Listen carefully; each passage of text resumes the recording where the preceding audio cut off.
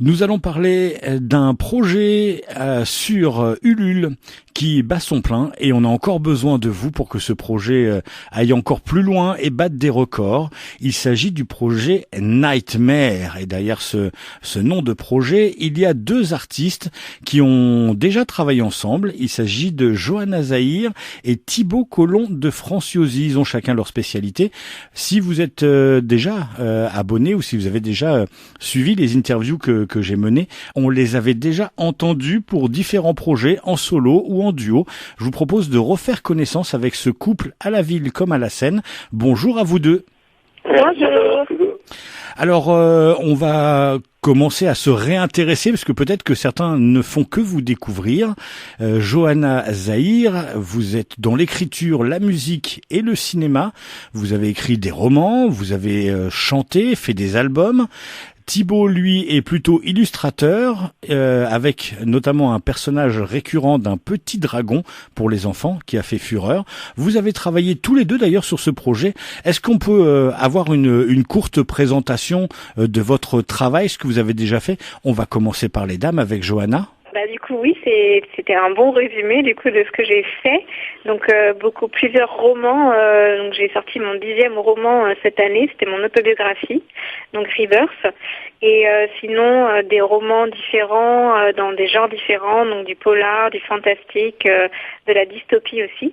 Et j'ai travaillé aussi en jeunesse avec Thibaut sur Pitty Croc contre les miams. Donc, le numéro 2 de Pitty Croc. Chacun va apporter sa patte personnelle. Thibaut à l'illustration et vous à l'écriture. Thibaut, vous, c'est l'illustration, hein, votre domaine de prédilection. Oui, principalement. C'est vrai que moi j'ai un peu moins de cordes à mon arc que Johanna, mais je fais aussi tout ce qui est illustration et couleurs. Là, avec le projet qu'on a en cours, je pars un peu plus dans la BD, mais sinon j'ai fait j'ai sorti pas mal d'artbooks, des recueils d'illustrations, dont le dernier que j'ai fait l'année dernière, c'était avec entièrement stylo bic. Et j'ai aussi fait des illustrations pour des jeux de rôle, des jeux de cartes, un peu tout ça. Et les dernières fois, c'était aussi avec Johanna, donc comme elle disait, avec le tome 2 du Petit Dragon, un petit livre jeunesse pour les petits enfants qui bat son plein. Alors vous êtes un couple à la ville comme à la scène. Vous proposez ce projet Nightmare, qui veut dire cauchemar pour ceux qui ne parleraient pas anglais. Est-ce qu'on peut en savoir un tout petit peu plus sur ce projet qui va allier en fait vos deux spécialités, c'est-à-dire le roman et les illustrations? Oui, alors je te reprends, on n'est plus à la ville, on est à la campagne maintenant. À la campagne et à la Seine. Ouais. Il fallait respirer. C'est pour ça. On est plus tranquille, remarque. Mais oui, après le projet Nightmare, oui, ça c'est vraiment un énorme projet qu'on a démarré il y a maintenant 2 ans. Il y a toute une histoire qui démarre avec ça, justement avec une rencontre sur les salons et tout ça, mais on va t'en raconter peut-être un petit peu plus après. Et voilà, pour moi c'est mon plus gros projet en tout cas au niveau de l'illustration, de la bande dessinée, parce que je faisais pas forcément beaucoup de planches de BD, et là Johanna me torture mais gentiment un petit peu avec tout ça. Elle me force vraiment à faire beaucoup de décors, beaucoup de planches, beaucoup de choses dynamiques. Donc ça me permet de développer beaucoup mon style de dessin, mon style de personnage, et aussi au niveau de l'aquarelle, puisque je fais tout en traditionnel en couleur. Et là, ça me permet de progresser beaucoup sur ce domaine-là aussi. Comment vous êtes venu cette idée? Parce que on vous croisait depuis quelque temps maintenant en salon, chacun avec vos ouvrages respectifs, avec Pitty Croc que vous aviez en commun. Comment il vous est venu l'idée de faire un vrai travail qui bouleverse sûrement votre façon de travailler, parce que toi, Thibaut, du coup, tu passes de planches uniques solo quand tu fais des artbooks à une vraie bande dessinée. Oui, justement. Alors là, je pense qu'il faut 4 heures d'interview là pour tout raconter. Mais Johanna a bien résumé. Mais juste pour dire oui que le travail a été vraiment différent par rapport à ce projet-là. C'est pareil en fait, ça m'a forcé à faire beaucoup de choses en détail, beaucoup de travailler en binôme justement avec Johanna, qui avait une idée précise des personnages ou de l'univers un petit peu. même si elle me laisse vraiment une grosse liberté. C'est ça qui est intéressant justement de travailler ensemble. Et je pense qu'après, elle peut mieux raconter le déroulement de l'histoire et la venue de Nightmare dans notre vie. Alors c'est une assez longue histoire. Et pour résumer, en fait, on s'est rencontrés Thib et moi sur un festival en 2016, et en fait, je suis tombée amoureuse de ses dessins avant de tomber amoureuse de lui, et donc je suis tombée amoureuse d'un dessin en particulier. C'était une petite fille avec un ours en peluche qui semblait un peu possédée, et cette petite fille elle m'a tout fait penser à Alice au Pays des Merveilles, et donc à moi aussi. Et donc je suis tombée amoureuse de ce dessin que je ne pouvais pas m'offrir. Et un auteur que j'ai rencontré sur le festival ce jour-là, donc que je connaissais que depuis ce festival, on avait vraiment beaucoup échangé, et il a fini par m'offrir ce dessin. Donc c'était un acte de gentillesse alors que je le connaissais que depuis 48 heures, quoi. Donc c'était assez incroyable. Sans arrière-pensée. Voilà. Et suite à ça, j'ai encadré le dessin à la maison, donc chez moi. Et j'ai décidé d'envoyer un message à Thibaut pour lui montrer comme quoi son dessin était encadré, qu'il était entre de bonnes mains et tout ça. Et je l'ai récupéré maintenant. Et ensuite, du coup, on a commencé à discuter avec Thibaut, on est devenus amis. Après, les choses ont fait qu'on est devenus plus qu'amis et qu'on a fini en couple. Donc, Thibaut a emménagé chez moi et a récupéré son dessin, qui est toujours le mien, faut le dire. Mais du coup, après, on avait cette idée, lui avait déjà une idée de vouloir créer une histoire autour de cette petite poupée. Excuse-moi, c'est juste venu aussi du style. Pour enfants justement avec Pitty Croc, j'aimais bien développer ce style un petit peu pas cartoon mais un petit peu déformé, et quand je l'ai adapté un petit peu au personnage justement, à faire pas mal d'enfants un petit peu déformés avec un petit peu kawaii, enfin mignon et tout ça, je me suis dit est-ce qu'on pourrait pas faire quelque chose de plus pour les adultes, une histoire qui fait un petit peu frissonner, un petit peu peur, parce qu'avec Johanna on aime vraiment ces univers là. Quitte à avoir même un univers un peu Tim Burton assez fantastique et un petit peu flippant sur les côtés. Et donc après on est parti là-dessus, je lui ai demandé si elle était d'accord pour qu'on se lance avec la petite poupette. Et donc comment ça se passe le travail ensemble? Est-ce que c'est Johanna qui avait déjà une trame bien précise de l'histoire qu'elle vous a proposée, et puis il a fallu réfléchir au visuel? Comment ça s'est passé? Alors d'abord j'ai écrit toute la partie roman. Et ensuite, à chaque fois que j'écrivais des chapitres, je lisais au fur et à mesure ce que j'écrivais à Thib, et puis lui il me disait je vois ça en image, ça je pourrais le faire, ça je le vois comme ci, comme ça. Et donc on a déterminé tout ce qui serait en illustration à partir du texte écrit. Après, ce qui est intéressant avec Johanna, c'est qu'elle c'est différent que de travailler avec avec la plupart des auteurs, peut-être que certains travaillent comme ça aussi, mais c'est vrai qu'elle me propose des fois des personnages qu'elle a en tête. Moi je peux commencer à les créer et tout ça, mais elle récupère aussi des dessins que j'ai fait peut-être l'année dernière ou l'année d'avant encore, que j'avais fait juste comme ça, et elle arrive à les intégrer dans l'histoire, à dire putain, ce personnage là il est vraiment pas mal, il a un style bien particulier, il est assez original, on va l'intégrer dans l'histoire, est-ce que tu peux le développer justement et le rendre peut-être un peu plus attractif, et pour le mettre dans l'histoire. Donc c'est ça qui est intéressant aussi, parce que des fois quand on a des obligations par exemple de personnages où le scénariste a vraiment une idée bien précise, en tout cas pour moi en tant que dessinateur je suis bloqué, parce qu'on a il y a trop de choses qui nous obligent à faire ce personnage comme ci, comme ça, on a moins de liberté. Alors que quand on dessine pour le plaisir et comme ça qu'on laisse travailler son imagination, on arrive à faire des choses des fois plus originales.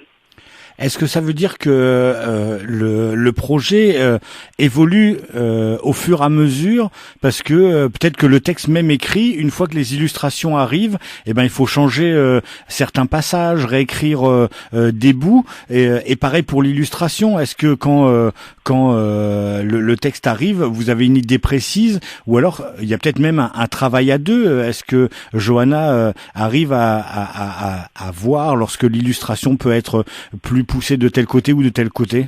Alors, au niveau de l'histoire en elle-même, le texte, une fois que le texte est écrit, en fait, je modifie jamais mes écrits. J'aime le côté authentique en fait, donc je modifie jamais l'histoire. Après, oui, au niveau du texte, des tournures de phrases ou des détails, il y a des choses que je retouche pour Nightmare parce que pour des raisons de cohérence en fait. Si je dis dans l'histoire, ils sont dans une pièce avec un vase à gauche et au final Tib pour raison X ou Y il le dessine à droite, moi il faut que je corrige dans mon texte pour que ce soit cohérent avec l'image, par exemple. Mais après l'histoire ne bouge pas.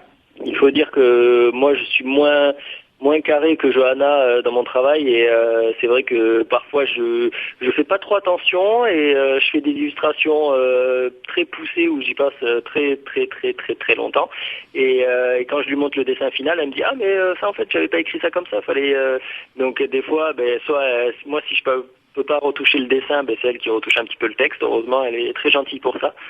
Et sinon, j'essaye de retoucher sur le dessin, si c'est possible. Mais c'est vrai qu'après, on arrive à se mettre d'accord. Pour ça, on n'a pas trop de problèmes pour travailler ensemble. Ça se passe très bien. Donc c'est pour ça que ça va faire un beau projet. Est-ce que le fait de vivre ensemble, ça aide pour travailler? Est-ce que des fois c'est plus compliqué parce que justement on a besoin d'avoir du recul et pas de vivre 24 heures sur 24 sur le projet et que par exemple votre expérience d'aller de salon en salon, de peut-être avoir des contacts qui vous aident à faire des choix, ça peut aussi bouleverser le projet? Alors moi, en tout cas moi, je n'ai pas le recul pour dire si ça nous aide d'être un peu séparés tous les deux ou si c'est pas trop dur d'être tout le temps ensemble parce que on est très fusionnels, donc en fait je me vois pas être sans lui. Donc, je pense qu'on n'a pas de problème pour travailler sur le projet tous les deux ensemble et vivre ensemble sous le même toit et être H24. On n'est pas non plus H24 sur Nightmare, mais on est très souvent sur Nightmare, surtout en ce moment. Mais j'aurais pas de recul pour dire si c'est difficile ou pas. Oui, non. Pour ça, il y a aucun souci. C'est vrai qu'après, le recul au niveau de travail, d'être tout le temps dans la maison avec le projet, c'est vrai que parfois on se rend plus compte de tout ce qu'on est en train de créer et tout ça. C'est vrai que c'est bien des fois de partir en festival, de revenir, d'avoir fait une petite pause et de pouvoir un petit peu ce qui va pas, ce qui a à changer, à arranger. Donc pour ça, oui, c'est sûr qu'après c'est comme tout, les illustrations, le dessin ou un autre travail, quand on est vraiment complètement dedans, des fois on décroche, on n'arrive plus à voir ce qui va pas. Alors, on peut vous croiser dans de nombreux festivals. Alors, à l'heure où on fait cet enregistrement et avec toutes les mesures qui vont être prises, on imagine que ça va être un peu plus compliqué. On parle d'une campagne qui a débuté le 10 mars et qui dure encore jusqu'au 8 avril à minuit. Comment ça se passe cette campagne? Parce que vous êtes, je sais que Thibaut est habitué à des campagnes de financement participatif. Je sais aussi que Johanna, en ayant participé à Pity Croc 2, elle en a vécu une aussi de campagne. On avait l'impression, en suivant le début de la campagne, que vous étiez pas trop. C'est toujours un peu difficile une campagne à lancer. C'est toujours difficile, c'est très stressant, surtout quand l'enjeu est gros en fait, parce que sur notre campagne Ulule, on a demandé 5 000 euros sur Ulule, mais en réalité on aurait besoin de 15 000 euros parce que juste l'impression du livre nous coûte 8 000 euros. Donc voilà, mais comme sur Ulule on peut dépasser et le fait qu'un projet soit financé, ça donne encore plus envie aux gens de miser sur ce projet. On a mis un montant plus bas que ce qu'on a besoin. Donc c'est toujours stressant de se dire que déjà on part avec un montant qui est moindre que ce dont on a besoin, mais qu'on a fixé nous-mêmes. Et ensuite, il faut réussir à monopoliser sa communauté et à dépasser sa communauté, à réussir à toucher d'autres personnes qui ne connaissent pas encore, et c'est ça le plus difficile. Ouais. Oui, surtout que là, sur cette campagne, c'est vrai qu'on a... Enfin, moi, en tout cas, j'en ai fait 6 ou 7, mais là, celle-là, c'est vraiment la plus grosse campagne, comme a dit Johanna. On a vraiment besoin de 15 000 euros en tout, donc on verra ce que ça va donner. Mais c'est vrai qu'on n'a jamais fait, même pour ma part, autant de communication depuis plusieurs mois. sur la campagne. On a fait des flyers, on en a parlé sur tous les réseaux, on a fait de la pub, on a plein de personnes qui nous aident en distribuant des flyers pour nous, donc ça c'est vraiment super. Sauf que maintenant tous les magasins sont fermés, donc merci le coronavirus. Mais sinon on a eu beaucoup de chance pour ça, pour essayer de diffuser. Et c'est vrai que c'est extrêmement important parce que on a une communauté qui nous suit, une petite communauté, mais ce qui est super important, c'est de toucher aussi d'autres personnes qui nous connaissent pas forcément. Et ça, c'est vraiment le plus difficile. Et là, en ce moment, la campagne a très bien démarré, mais moi, j'ai un petit peu peur avec justement les événements actuels, que ça bloque beaucoup de personnes et que ça fasse un petit peu peur. Donc, on croise les doigts, mais pour la suite. Mais ça veut dire que du coup, il faut rien lâcher, quoi, et qu'il faut être présent sur tous les fronts, encore plus sur les réseaux sociaux pour se faire connaître. Oui, tout à fait. Tout à fait. Je crois qu'il faut un peu multiplier le travail qu'on fait habituellement, déjà. Il faut être encore plus présent, il faut faire encore plus parler de nous, il faut faire plus de bruit encore autour de nous pour que les gens sachent qu'on existe, en fait, ceux qui ne nous connaissent pas, en tout cas, et réussir à convaincre déjà notre communauté que ce projet mérite de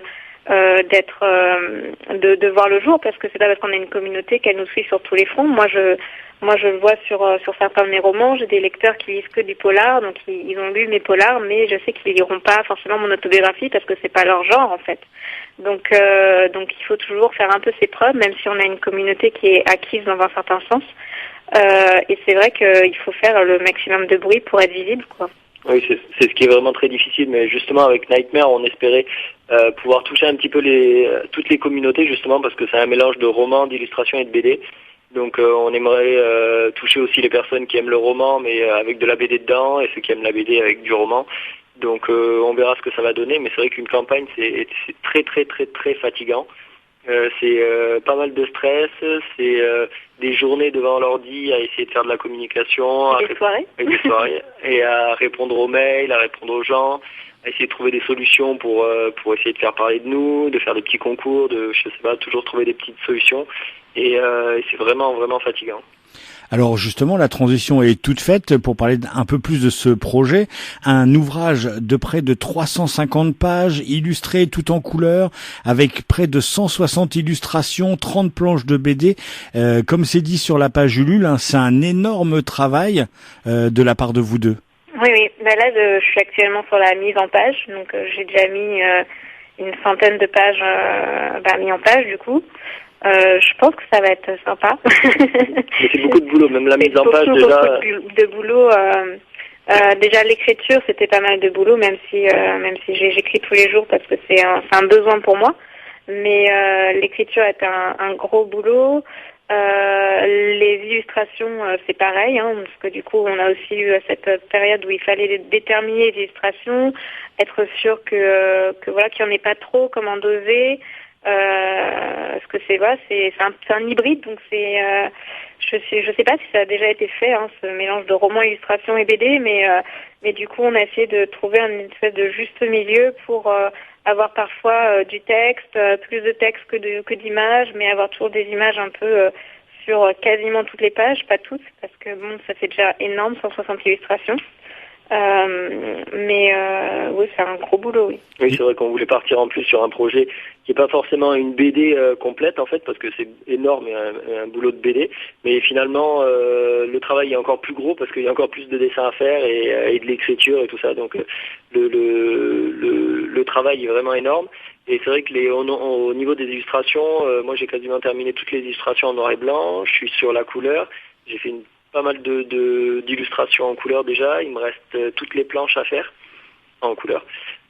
Mais j'essaye de trouver un imprimeur qui puisse me les réimprimer avec un bon papier pour pouvoir faire la couleur dessus et garder les originaux des planches. Mais c'est vrai qu'on passe nos journées assis, le dos courbé et la tête sur la feuille.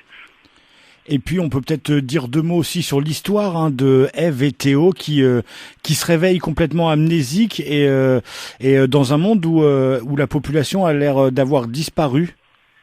Ça me fait penser à ici, disons. Ça fait penser à la France.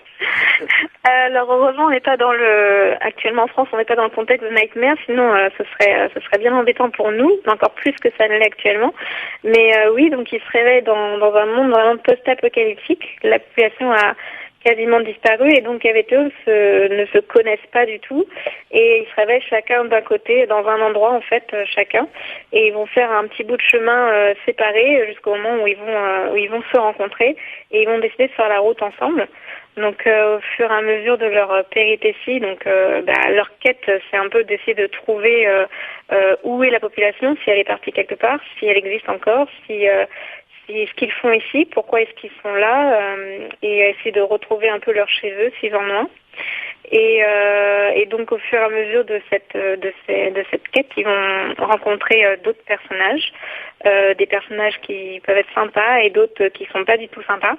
Et ils vont se rendre compte très vite qu'il y a vraiment un danger qui rôde et qui les menace et qui les poursuit en fait à chaque pas. Ils sont vraiment pas tranquilles quoi. Donc voilà. Et donc c'est un univers fantastique. Donc il y a des créatures, il y a des choses qu'on ne trouve pas forcément dans notre monde, mais qui est bel et bien réel dans le monde dans lequel ils sont.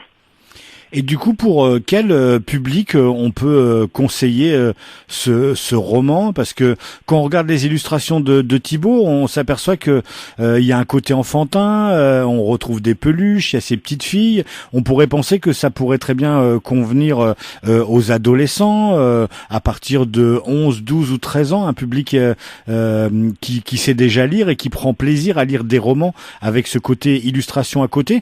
Mais on parle de nightmare, de cauchemar, donc pour quel public? Pour nous, ce serait ado-adulte.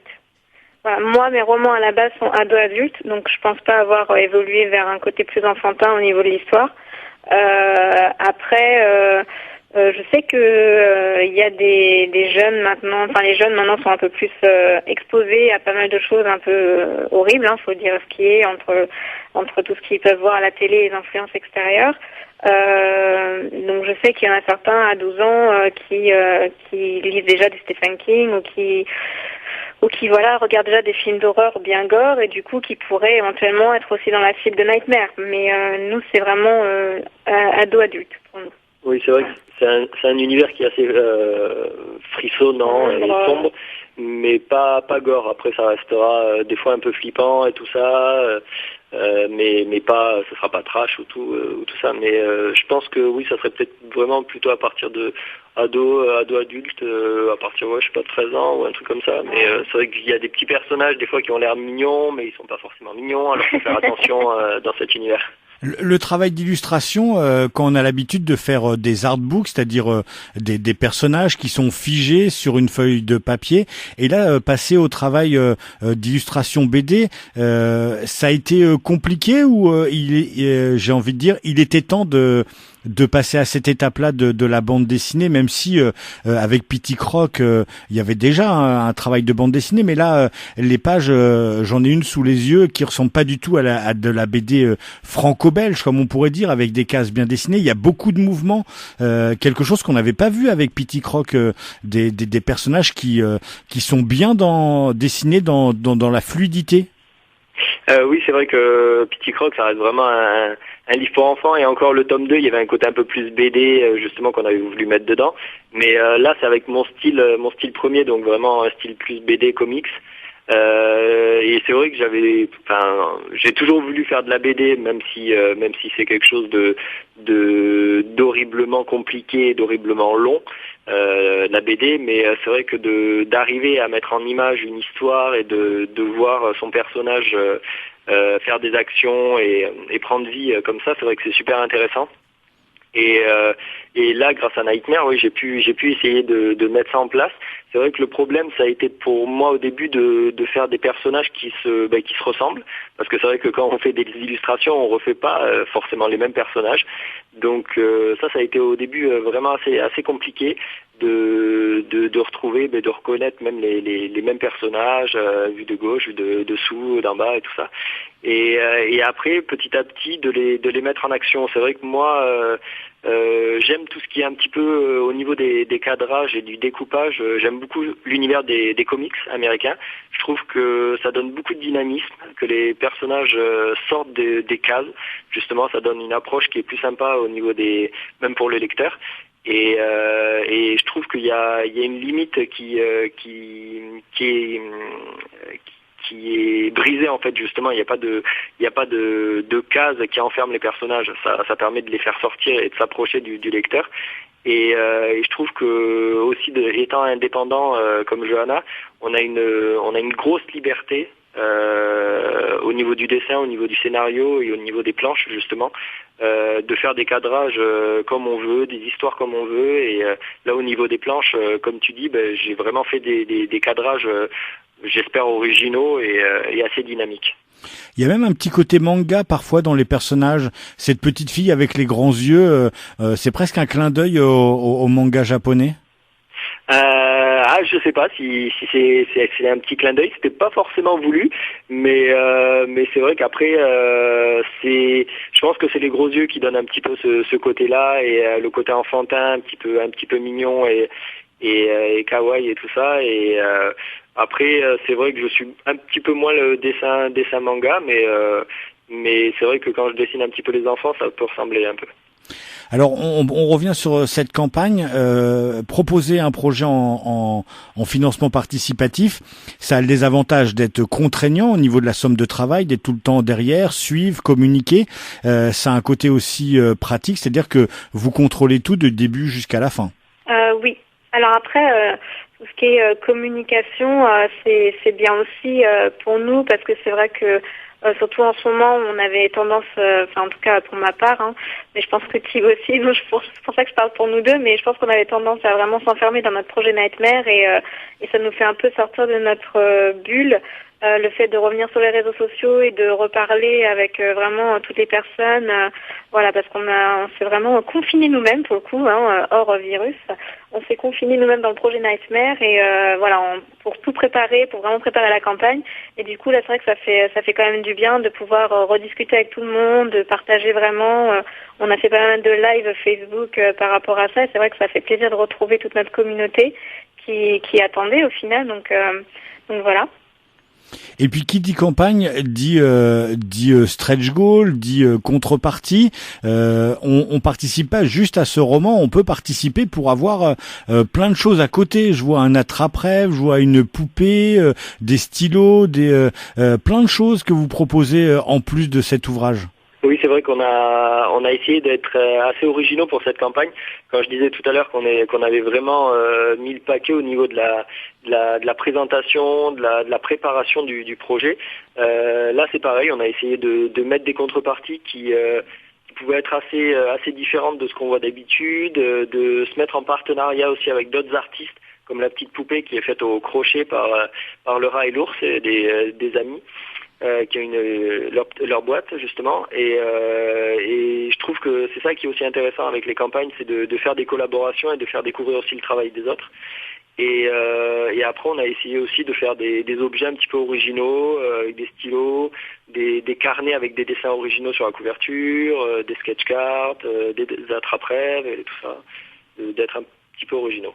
Et puis des ouvrages qu'on pourra sûrement venir se faire dédicacer en salon. Oui, bien sûr, si les salons reprennent. Mais oui, ils reprendront. En tout cas, c'est une belle campagne que je vous invite à aller voir. Nightmare, vous avez jusqu'au 8 avril prochain pour aider ce projet qui est assez ambitieux, même très ambitieux, d'allier un roman, une bande dessinée sur 350 pages, un gros pavé que vous allez pouvoir lire tranquillement chez vous, le dévorer, le faire vivre, et puis aider deux jeunes artistes de talent qui ont déjà prouvé qu'ils étaient capables de le faire. Donc c'est une belle campagne. Et puis il y a différents paliers. On peut participer à partir de 15 € jusqu'à beaucoup plus. C'est pareil, c'est pratique de faire des campagnes de financement parce que on peut s'adresser à toutes les bourses. Oui aussi, oui. C'est vrai que les gens mettent vraiment ce qu'ils veulent. Ils prennent les contreparties s'ils ont envie. C'est qu'il y en a qui ont fait des dons juste voilà pour faire des dons pour nous soutenir, qui n'ont pas forcément pris de contrepartie. Après c'est vraiment libre et c'est vrai que nous on aime offrir des cadeaux. Je trouve que c'est important pour notre communauté d'avoir des cadeaux en plus. C'est une manière pour nous de les remercier.